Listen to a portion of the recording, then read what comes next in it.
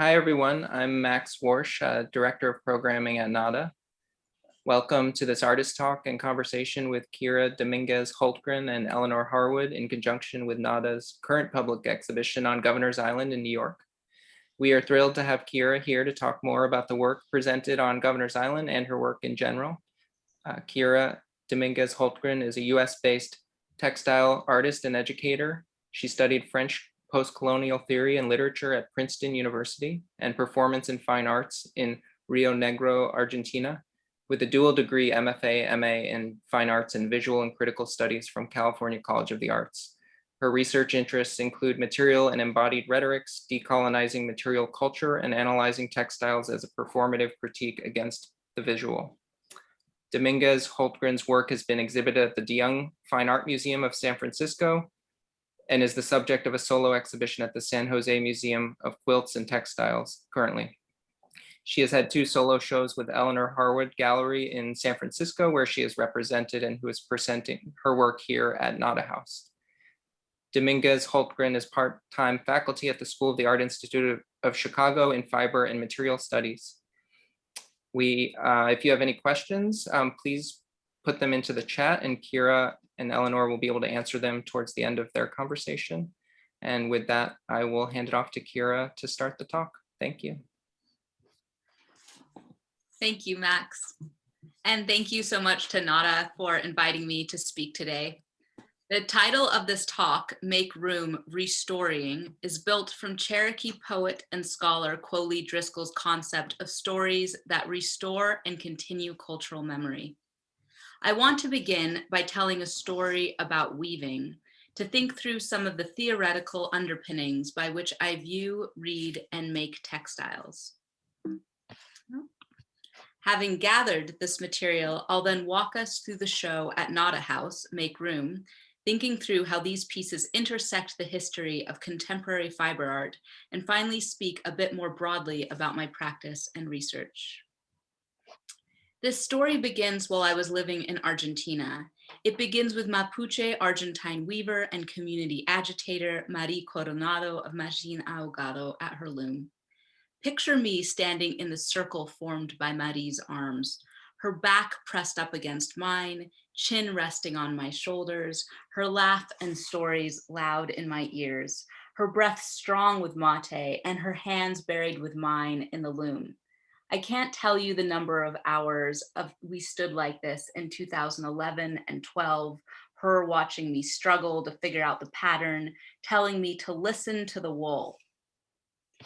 Teaching without any written instructions or patterns to follow, she insisted that the weaving will, quote, tell you where it wants to go next, end quote. And she didn't mean that metaphorically. She was talking about the way the fabric was held by the loom, talking about the feel of yarn under the tension on my fingers. This is me at the loom a few years later. My daughter is watching from the chair. The fabric became a recording of my hands moving with material under tension, of letting Marie and the yarn draw out of me something I didn't even know was in me, and draw through me a history of Mapuche weaving. Marie told me that when people see my weaving, they see her weaving and her mother's weaving. Cultural theorist Sadie Plant says of woven structure that what is visible in a woven fabric is a record of the process that made it. It makes a series of traceable interactions between maker, material, and loom. And I would argue the woven fabric also marks the histories to which the maker, material, and loom have been put to use, which means that Marie didn't just teach me how to weave, she taught me how to enter into a programmable structure and change it, disrupt it. She taught me how to approach stored information and restory it through my body and material. So when Eleanor invited me to create a room for the gallery at Nada House, I first began with the story of Governor's Island. What stories are already woven through this place, and how will I make room in my practice for their stories to intersect with my own? And the truth is that I'm only beginning to really think this through, to let the material and visual weight of the weaving process of these works make its way from my hands to my head. but here are some initial thoughts.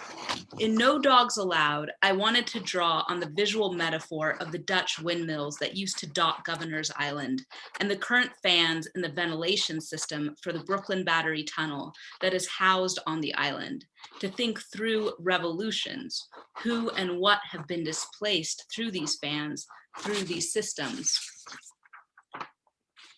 What is the question I'm confronted, which is a question I'm confronted with all the time while weaving. What materials get stuck between the edges of the warp? On the loom, the warp is those vertical strands. What materials get left out? What is permitted entry? What material is slipping through or getting cut off? And what is embraced by the materials and structures around it? The path of weft, the horizontal on the loom that's winding through the warp, is revolving. And in this piece, like many of my pieces, it's a weaving of weavings. There are strips, bands of woven material that are then woven together. For the drape of these strips in this piece, I looked at Lenape or Delaware tribe of Indians beaded fringe work bandolier bag straps.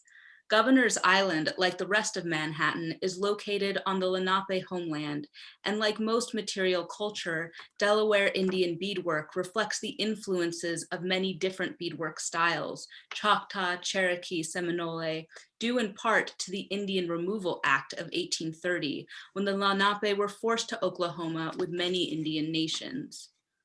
In Oklahoma, the Lenape or Delaware tribe of Indians continue to practice making beadwork straps that reference a cultural collision with these other nations in Oklahoma. This piece is from artist and executive director of the Lenape Center in Manhattan, Joe Baker. You'll notice in both of these pieces, the fringe at the end of the strap is actually 3 fabric strips. I read these strips of fabric as pieces coming together into a whole, or a whole moving out into pieces. Designs change, patterns split apart, but it's all moving, connected inescapably together. Another artist I was thinking about in No Dogs Allowed is feminist Miriam Shapiro and her fans or femages. So much of what Shapiro's work does is trouble definitions of gender, femininity, and women's labor. In Mexican Memory, Shapiro takes the same sort of lens to Mexicanness or Mexican nostalgia. Using floral and textile pattern designs, perhaps Shapiro is critiquing, maybe embracing, the interplay between Mexican or international exoticism and femininity. But the story is much more personal for me. This piece actually begins with my dad, his parents, and the so-called Mexican problem in the early 1900s in the American Southwest, which prompted signage and messaging on private and government buildings that read "No dogs or Mexicans allowed." These signs didn't have to come down until the Civil Rights Act of the 1960s, but it meant that my dad, his dad, remembers seeing these signs around them. My Mexican memory is one of being left out of cultural memory, excluded from museums, academia, and other institutions. To be permitted not just entry, but the opportunity to make room at Nada House, for my dad, feels like, quote, settling a score, closing a wound, end quote. The text itself is actually from current signage from downtown doorways in San Francisco. No dogs allowed except service dogs, and a San Francisco Dog Rescue website landing page, giving the dogs of Mexico a second chance. Both of these texts are woven on a jacquard loom. Like the history of jacquard weaving and 17th and 18th century revolutionary woven coverlets, my signature and text on No Dogs Allowed shows both my and the woven textiles origin story, restoried cultural signage and memory. Okay, we, they. I began with a tally sheet for the trick-taking card game Bridge. But rather than a dividing line separating the two sides of the score sheet, the black and white fringes or warp threads, the vertical threads on the loom, of we and they become the weft material, the horizontal material that weaves in between the dividing space. The weft or woof in Old English means the fill. It is the yarn that fills in the warp and creates imagery, pattern, and structure in the cloth. In this weaving of weavings, the middle section has a warp that was woven on a backstrap loom, filled in with the fringes of 4 digital hand-woven jacquard fabrics. Exploring the fluidity of the digital, literally finger weaving, I wanted to consider how fixed definitions and systems of making through intersectional and/or embodied orientations can challenge their own structure. The 3D black and white squares, which look like the 2D pixel interface on the screen I began with in Photoshop to make this piece, once woven, distort the grid and make it, creating space, making room that bubbles, ripples, and stretches. Returning to what I learned with Marie, in this piece, I'm entering into the programmable weave structure and changing it, disrupting it, approaching the stored information that Photoshop creates and restoring it through my body at the jacquard loom. In fact, a lot of my work uses the jacquard loom in this way, confusing the visual through my body at the loom, which is actually part of the history of jacquard weaving in contemporary fiber art. Artist Leah Cook, the pioneer of jacquard weaving in contemporary art, uses the material and structure of weaving to map the way our brains respond differently to woven images versus digital ones. But this confusion of the visual through material or weaving is actually something I learned from studying Navajo woven US flags. This Navajo weaving, referred to as a blanket in the New York State Historical Association exhibition literature from 1993, was most likely woven around 1900. Like many Navajo woven US flags, it is still used today in exhibition catalogs that have yet to be rewritten as a way to talk about early Navajo patriotism and assimilation, about how US colonialism changed and ruined Navajo weaving. This kind of language strips this work and the weaver, unfortunately, I do not have their name, of the agency expressed in this weaving. So instead, what if I follow or read the yarn movements, the weft, the horizontal yarn that moves back and forth over and under the warp, the vertical? How is this textiles imagery, the flag, either being supported or discredited by the structure of the fabric, the movement of warp and weft? Where is this artist telling me something about how they made this piece, revealing decisions that are being told to me through the fabric? To read the weft movements in this piece, to watch how the yarn moves back and forth through the visualized surface imagery of this flag, is to see a different story visualized than what at first I think I see. So this is the only photograph I had to work with, but as I studied it, I started noticing these diagonal slashes across the piece. As I looked closer, I realized these were not slashes, but vertical zigzag lines woven through the entire work, which means structurally the flag looks a little like this. What does it mean for an artist to intentionally weave nearly invisible zigzag lines that break apart what appear to be visibly whole? To follow the weft means to see that instead of taking the weft from one edge of the weaving to the other, which is the easiest way to weave a horizontal line, this artist intentionally wove with numerous yarn bundles, zigzagging back and forth. This illustration shows how 2 weft yarns were meeting and turning away from one another to create zigzag lines that break the surface of the fabric.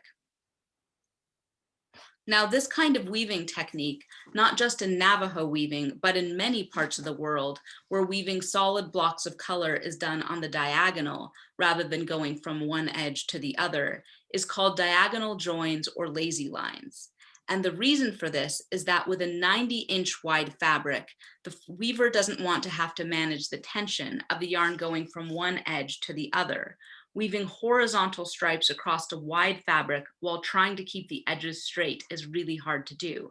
So it's easier to weave it in blocks or in sections. However, this many lazy lines creating this kind of zigzag pattern seems too intentional an aesthetic and structural choice to be just about managing tension.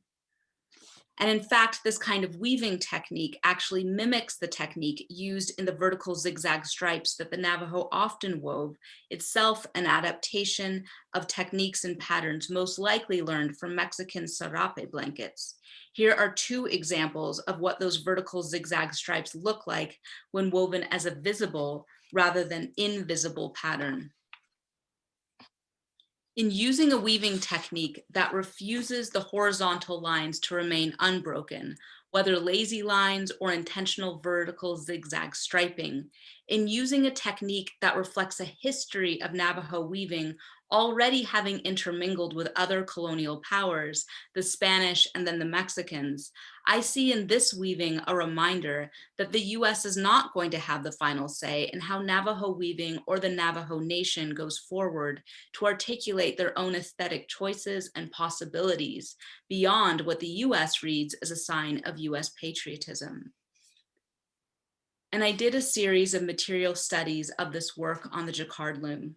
First, recreating the piece, making visible the zigzag lines, and also connecting it to the larger history of what I argue are commissioned by the US Navajo weavings celebrating the US centennial and bicentennial.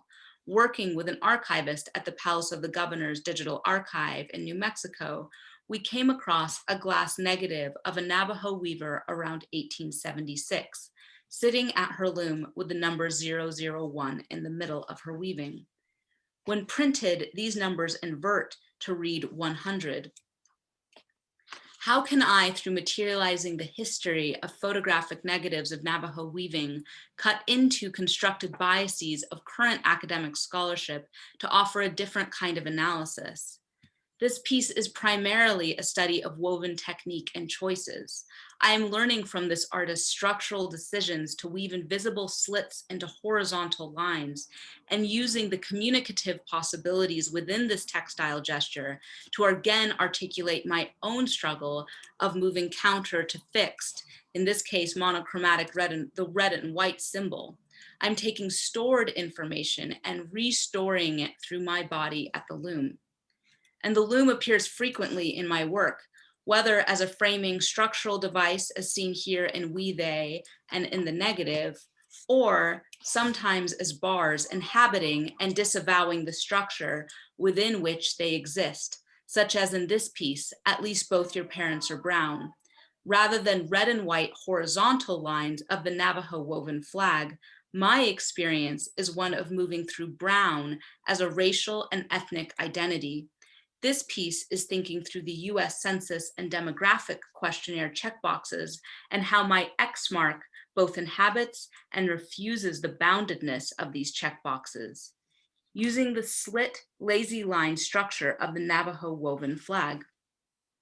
This piece represents my own lived history as brown multiplies, moves, and perhaps even refuses to be held to one definition, which is what I love about weaving, about fiber. As a medium within contemporary art, it refuses definition.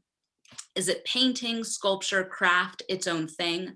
Artist Sheila Hicks, one of the pioneers of fiber in contemporary art, doesn't try to define her work as art, feminist, craft. Instead, she says it's about play, confronting the viewer with what she finds fascinating about material, color, and structure, oftentimes at a mammoth scale.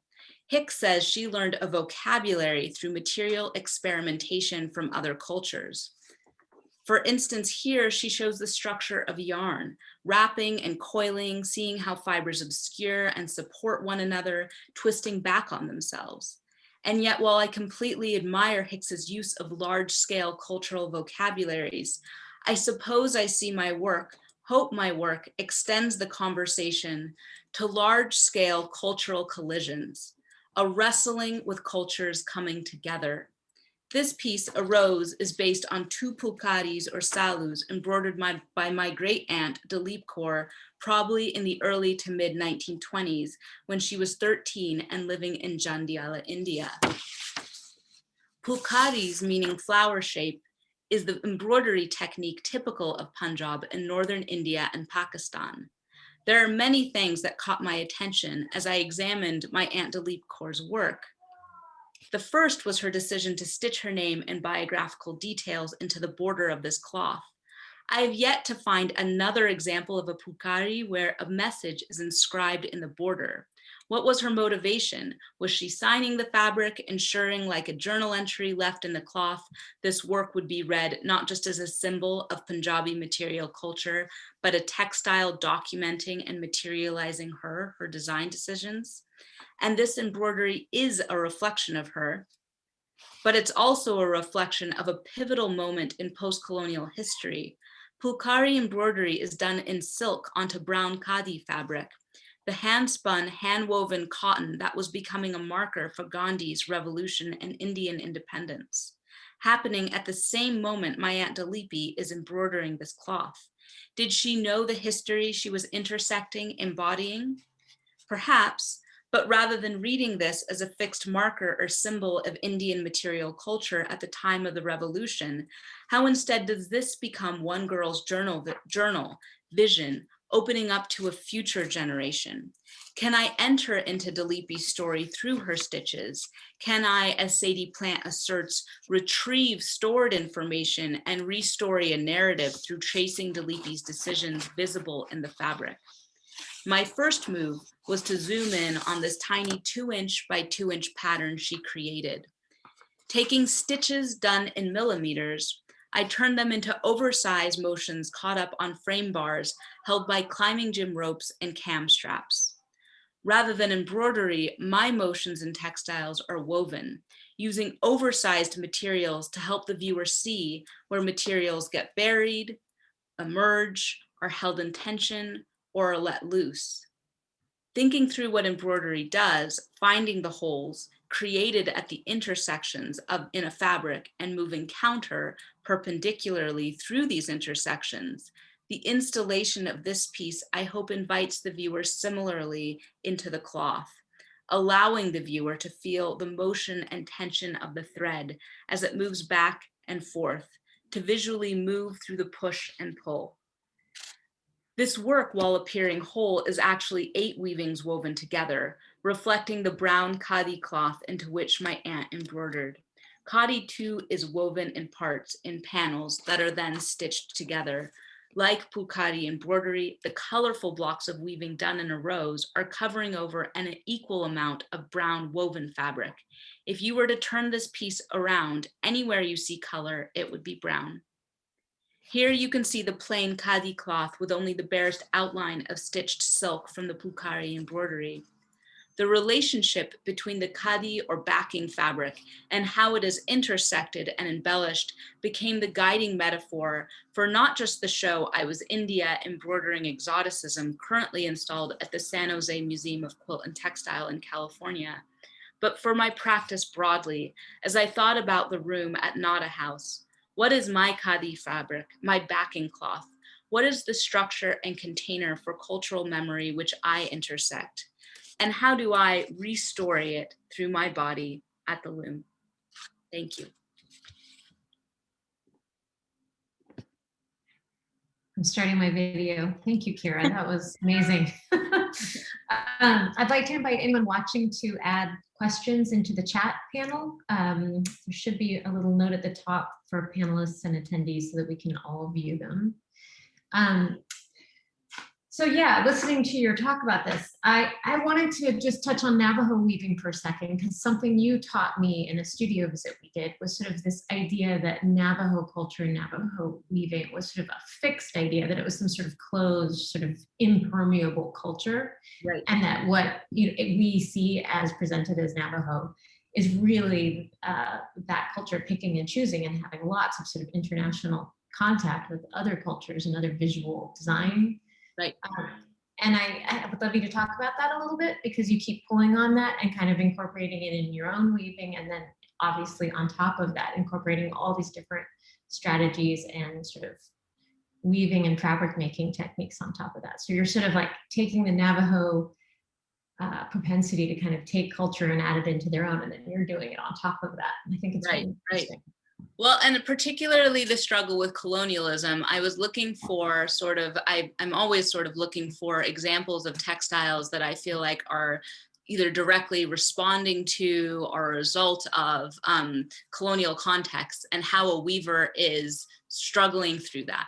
And so with Navajo weaving particularly, it's sort of prolific. It's influenced so much of Americana craft as well as contemporary art, and sort of thinking about the way that contemporary art has always been sort of given the privilege in a lot of ways to respond to whatever is contemporary across any culture, right? And the first fiber artists were largely influenced by South American, Mexican, Central American textile techniques. And yet that same sort of privilege isn't extended then to Navajo weaving, usually when it's talked about as sort of being responsive to whatever cultural moment a weaver finds themselves in. And so instead, it's often talked about in phases. There's sort of phase 1, phase 2, phase 3, sort of Navajo weaving ways to understand Navajo weaving, one being more authentic or more Navajo than another. And contemporary artist Melissa Cody is one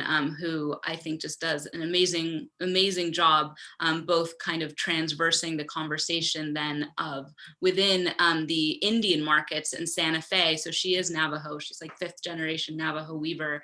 And her weavings sort of win these giant Indian craft markets every year, but then also is showing at the De Young and is within the field of contemporary art, sort of having a conversation about how she can put Nintendo pixel video games into her Navajo weaving, and how pop art actually, and eye dazzler stripes from the mid 1800s are actually really similar in the way that the sort of aesthetic style or the composition glitches in both and sort of eludes the eye. And so trying to listen, I guess, to the way that she in particular talks about and uses her own culture to think through how to be responsive through weaving in a contemporary art conversation has been really helpful.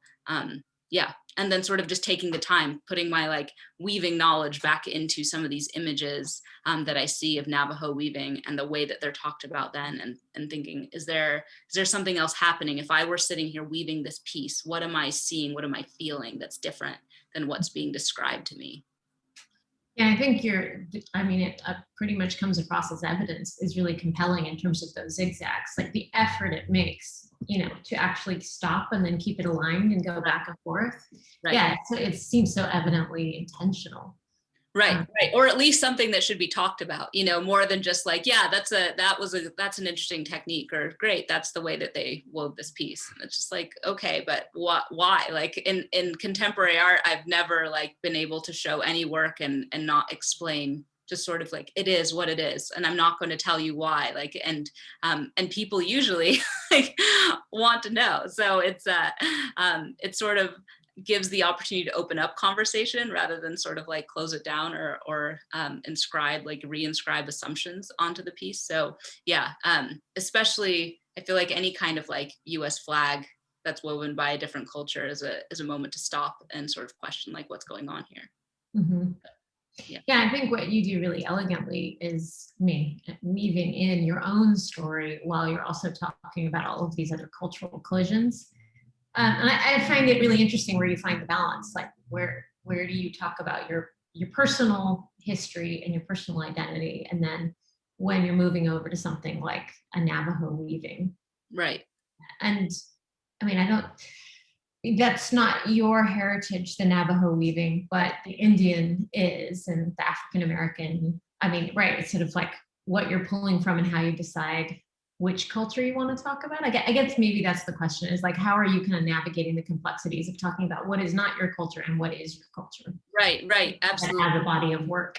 Yeah, no, no, thanks, because absolutely, it's tricky where in some ways I feel like with sort of the like access we have to images of material culture from every culture at this point, especially with museums digitizing their archives and databases, is that it becomes sort of quickly accessible to look and take and be inspired by without kind of having a larger sort of forced to slow down understanding of how this makes this sort of intersects a history of telling stories that aren't our own, right? Or reinterpreting stories in a way that just sort of do disservice. And that's sort of always a question that I'm wrestling with, and began with my weaving with Marie, sort of using the Mapuche loom. I mean, I have it behind me here, where it's, this is not sort of a culture that's my own either. Mapuche is sort of a catch-all term for several different tribal nations in Argentina, Chile, in South America. And thinking about the way that for Marie, it was really important that she felt like there was sort of textile or weaving or some sort of understanding that was coming out through my hands that she didn't understand and I didn't understand, but she didn't need to. She felt like that this was, Mapuche weaving has always sort of intersected many different cultures along the way. She herself sort of self-identifies not just Mapuche, but Argentine and Polish. The influence of sort of European colonialism in South America, the way she talks about it is absolutely reflected in her own story. And she thinks it does a disservice to Mapuche weaving to sort of try to pigeonhole it or identify it to just one certain people group that would have claim to that history. And so for her, wanting to sort of see it collide with different cultures was kind of part of her reason for wanting to teach me. And the reason I was drawn to her then was I felt like I had lived through this story of cultural collision my whole life. My grandma, which is who has largely influenced a lot of my practice and who I didn't talk about in this presentation, sort of presented as Hawaiian her whole life because her family was in the movies, and they were the Hawaiian, they played Hawaiian actors in a lot of the movies of the 40s through the 60s, and yet her family background was sort of this question mark history of like Black and white and Indian, and they presented, and in the 1920s it sort of wasn't acceptable to sort of be a mix of anything, and so it was like, well, we'll call you Hawaiian. And so the history now, actually, just even like Wikipedia and all that, it's hard to disprove that she wasn't Hawaiian. The census records, like, and yet it's the story that it's a fiction in a lot of ways, but it's also her lived experience. And so then it was my lived experience 2 generations later of like, yeah, I'm Hawaiian. And it's not until like ancestry.com comes along and we start trying to like check different boxes differently on demographic records, especially, that the questions start coming. It's like, well, am I Hawaiian? Actually, I don't know. I think I'm Hollywood Hawaiian. So that's the way that I talk about it now. But her performing what I understand is to be sort of the acceptable parts of difference, right? That she was clearly not white. She was clearly not going to be accepted in the sort of ways that she wanted to be accepted. And so how was she sort of being given roles to play or perform this difference? And so the sort of like going on to sort of do the studying that I have, it's kind of, Stuart Hall talks about it, that the brown Black body is always asked to perform difference, right? That there's never sort of an opportunity to kind of so have a neutral sort of background or understanding of culture in those contexts. And so what it means to perform through art or through writing or through just living is something that I'm always looking for then from other people. How are they also performing their identity, forcing collisions to happen? And weaving is a really nice structure that happens. So a lot of the different then artists and cultures that I'm drawn to are sort of wrestling through that question as well. That was a really long answer, sorry. No, it's okay. I mean, it's sort of triggering other thoughts too when I think about like just even exhibitions where it's maybe a museum that's got, you know, like a Pacific Island kind of area where it's got like pre-Columbian work or it's got African art or whatever. And it's like the objects are performing as fixed, you know, identifiable cultural artifacts that are supposed to disclude any kind of cultural back and forth that I'm sure most cultures have had. Right. You know, there are very few places that produce anything in a vacuum. I mean, I think that's right. I mean, that's just the truth about contemporary art. We're all seeing work. You know, nobody kind of comes up with these singular ideas that are completely their own making. And I think your work is really kind of exquisite at that level in terms of sort of pulling from all of these different cultures and putting it out there in terms of how things are influenced and how it ends up making an object. Right. And I love that you're leaving in the loom, which is something we should maybe talk about to whatever listeners. Because I think when I first saw your work, I don't have a textiles background. I didn't necessarily understand that what I was seeing was actually the object that you're using to actually create the weaving. I thought they were sort of like, interesting framing devices potentially. Right. Yeah, right. Yeah, not realizing that, no, actually it's the entire structure that holds the tension for the object to actually be made, like a backstrap loom. Right. So that's something for listeners, maybe for you to elaborate on. But also my question about that is, why did you start leaving them in? And is that something that kind of happens in traditional artwork as well, or that you had seen somewhere, or where did that kind of impetus to do that come from? Right. No, that's a great question. So part of it, no, I mean, I hadn't seen sort of the loom left in within contemporary art, at least often. There are a few examples, especially sort of the early fiber artists. I'm thinking about like Annie Albers and even Sheila Hicks. Like a lot of the work is sort of that backstrap loom was part of their making process, something that they learned in Mexico and further on in South America. And so the sort of hints at that were left in, but sort of maybe not necessarily integral to the work. For me, what became really interesting was that thinking about what I really love about weaving is that tension, right? That it can that it holds its own structure in many different ways. So that like in the same way that a canvas does with painting, right? Like it's stretching and holding an image taut. And so how do I sort of allow for that conversation to stay present within the fiber? Because fabric, it's a different conversation once it's off the loom. It definitely, I feel like fabric does something differently, both to the viewer as well as itself when left off of the loom. The Nada piece, hang on, do I have can I go back? So the No Dogs Allowed piece, this one in particular was hard for me to make because I was making it on several different kinds of looms, but all in strips. And I don't have a studio space big enough right now to install this piece. And yet I knew I needed it under tension. I didn't quite know how it would look. And so once I got into this room, it was like, oh, this can become the tensioning device, right? The loom is the room in that sense. So the way that the zip ties are sort of being hung or strung is pulling on the fabric, giving me the space so that I could weave back and forth between the strips. And so I did that in the room, in the space, this sort of day before the show finished installing. And I needed to sort of have a loom that was 10.5 feet wide, and I don't have one at home. So yeah, that in that sense, the loom then becomes kind of any kind of tensioning device that is around and then points to the kind of structure or construct that kind of frames the fabric, right? That influences the making of this fabric. So whether it's a mapuche loom or a backstrap loom, a floor loom, a frame loom, a peg loom, or a gallery space, sort of we're all existing under tension or within architectural frameworks that hold and define us, but also allow us to stand up, right? It's that tension of like, are you being constrained and fixed in place? Or is it making something about you visible? At least for this piece, there was like, it looked totally different when it was sagged and slumped on my studio floor.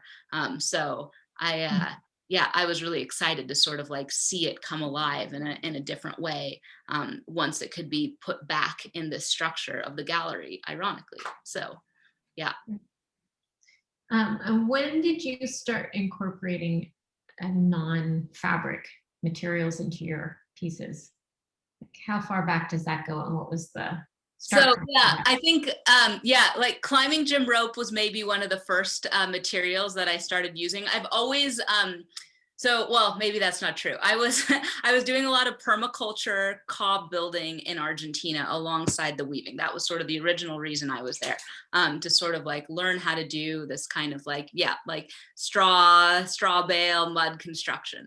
And so part of that is weaving with branches, and doing a lot of different kinds of weaving structures with what was available. So sometimes it was cloth rags, sometimes it was branches, straw, all kinds of ways to make lattices and structures. So it's not surprising in some ways, I guess, to go back to your loom question, that I'm drawn then to the sort of like architecture of the weaving itself. And so once I used those materials, but once I came into sort of a contemporary art conversation, and started thinking about what materials were at hand for me living in the city. And a lot of it was these kind of like, oh, there's like a broom handle that's like on the ground right there. And the climbing gym rope, I love to, Eleanor, you and I share this in common. We love to climb, and in climbing gyms, there's a lot of ropes that can only be used so long, and then they have to recycle or get rid of them. And it's actually not hard for them to do that. A lot of people love to use climbing gym rope in different ways for like dog leashes and that kind of thing. But for me, I was like, this is a material that sort of my hands have touched sort of almost every inch of this for over the period of many months. And so I feel like sort of attached to this rope, quite literally. and I have a sort of relationship with it that I know, as well as when I spin wool, right? And so it's like, how can I start connecting those two conversations where the rope for me and spun wool are actually having a very similar kind of use and conversation in my body, where I'm hanging off of it, I'm pulling it out, I'm sort of coiling it. I'm doing so many of the same motions in the climbing gym that ironically I did on the banks of rivers in Argentina, and now I do in my studio. And realizing that so much of kind of the motions of the way that I live in the world are not kind of either unique to this moment or through technology, but sort of evinces a technology that's always been present in different ways, right? And so trying to make a parallel in some ways rather than a separation between climbing rope and raw spun wool, to me became really exciting once I was able to put them together. And then from there, thinking about what enables the jacquard loom to function, or the other looms that I have, and coaxial cables and non-metallic conduits, sort of that thick gray material that I have weaving, was another one of those exciting materials where the tube-like structure is actually, you'd have to look really close and be really super interested, is a lattice woven material that's then encased in plastic, and is hollow, again, really similar to the way that the yarns themselves are interacting on the loom, creating space so that other yarn, the weft, can pass through, the same way that the non-metallic conduit is holding space for other lines of strands of material, cables, to pass through it. So kind of just playing off of the visual language of, or material language, of these different kind of yarn materials. Yeah, I mean, and there's I'm sorry, I can't remember the name of the piece that's the Blue Lives Matter. Yeah, across fleeced, yeah. Yeah, so Kira made a piece that actually has chains woven throughout it and kind of incorporated into it, and lots of black and brown leather pieces as well. Right. And I think that piece, most people didn't know based on the title what it was about, sort of about Black Lives Matter, and then the response of Blue Lives Matter and police wanting to take back that term and sort of make it about them. But people would walk in and they could feel what that piece was about, which was really interesting to watch, just to sort of see how your kind of deft inclusion of all these different materials touches people. Yeah. You know, whether it's like providing text or additional information where people can literally read your weavings, which is really amazing when you're doing it on a jacquard loom and then incorporating those pieces, or just the other materials where people kind of understand that you're talking about conduit and piping and technology and our connections to the internet and like all of these really big ideas. Yeah. I mean, I find it so powerful and visually interesting. I mean, just at an aesthetic level, I think it's fascinating and beautiful to look at. Yeah. And then because you're there's always this amazing intellectual thinking about everything, which is great.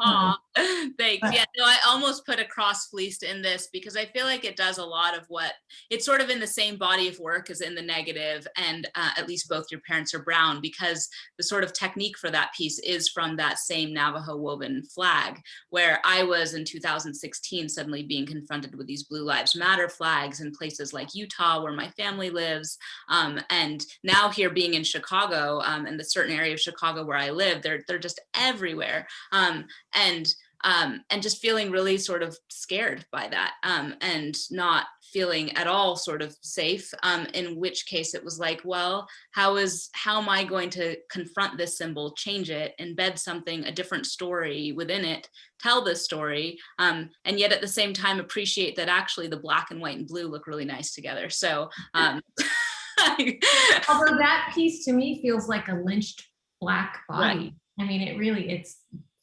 sad, it's heavy.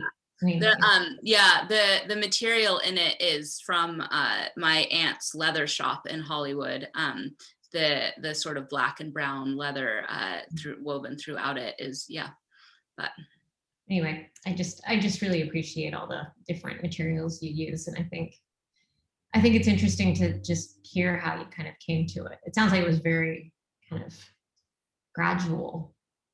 Yeah.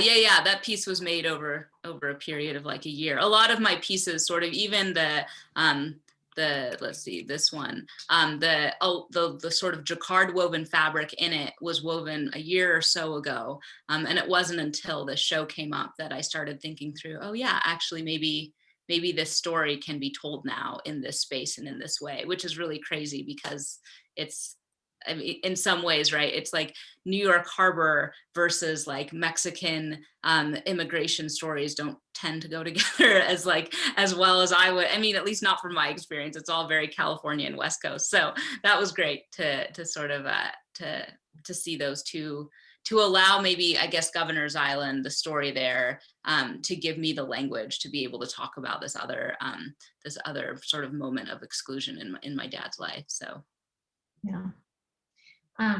Thank you, Kira, as always. I always learn more about your work every time I hear you talk about it. It's great. Do we have other questions? I mean, I don't see any in the chat, or if Max is there. Hi.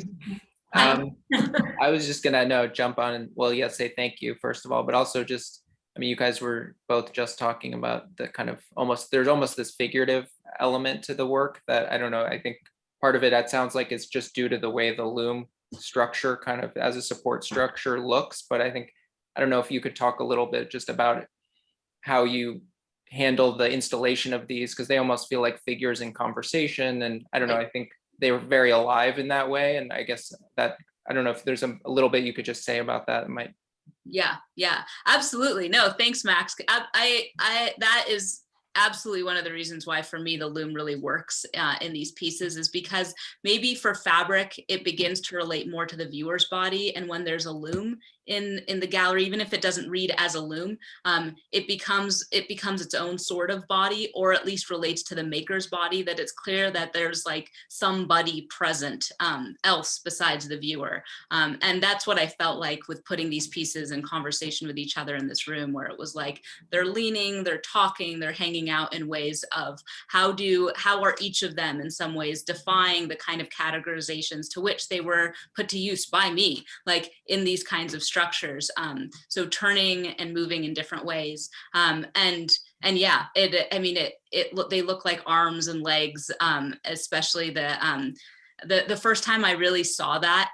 There's a piece that actually was in my MFA show, Across One. It's going to be touring soon, but it's based on a different sort of story of Navajo weaving, but watching the way that it got stretched out, between having this sort of horizontal tension that's typical of a floor loom with the vertical tension, which is typical of a Mapuche loom. And and realizing, oh, there's a body here. There's a body here standing up and confronting me in the loom. And I always felt that watching Marie at the loom, that it was like watching two people sort of talk to each other, her and the loom, back and forth. And part of the reason for that is because sort of European floor looms take up massive amounts of space. They are like furniture, whereas Mapuche looms are sticks. And it's any sticks, like doesn't have to be certain sticks, sticks and yarn that can hold the sticks together. And they're modular then. You don't have to have the space. You can put it outside, you can put it against the wall, you can set it up in your living room and take it back down again, which with weaving is super helpful to be able to not have to like take up sort of an entire room, especially if you're living in something that's quite small. So for me, that's also everything I make, it needs to be relatable to my body, which is also why I weave in parts and in strips that can then get reconstructed back into a body. Yeah. One of my favorite pictures you sent me was you weaving on your bed and using the bed sort of headboard as a loom. Like, I've set it up at my mom's house, I'm weaving. It's true. Make a studio wherever you go. Yeah, yep. That's been helpful with the pandemic for sure. Amazing. Well, yeah, they look so great also in this kind of domestic setting. I think that kind of conversation is almost even more alive between the works. So thank you. Yeah, no, I hope everyone has a chance to go visit them and see it all in person. Yeah, no, absolutely. And if anyone ever has questions, feel free to reach out by email or, yeah, I'd be more than happy to talk about it. Yep. That's great. Yeah, thank you. Thank you for whoever's joined us. I can't see a list anywhere, but hopefully there are people out there. Great. Yeah, thank you, Eleanor and Kira, both for being here to speak more about the work. And yeah, I hope everyone gets to see it out on Governor's Island this summer. Yeah. Great. Thank you, everyone. Thank you. All right. Take care. Bye. Bye.